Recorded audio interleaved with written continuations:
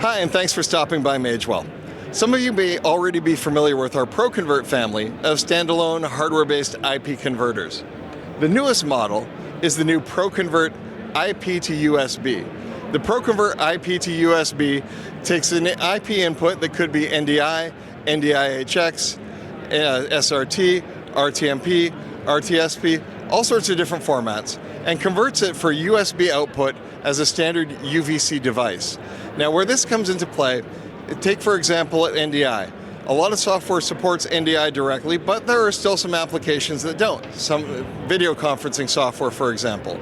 And people can add NDI tools onto their systems, which will actually then allow them to use NDI, but in environments where IT restrictions prevent users from installing their own software or NDI tools aren't practical, they need an external solution to be able to use the NDI ecosystem.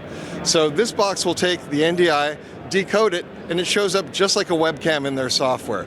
So it makes it really easy to bring NDI or any of these other IP formats, SRT for remote production and so forth, into any software that can support a webcam. Once again, it's called the ProConvert IP to USB, and it's available immediately.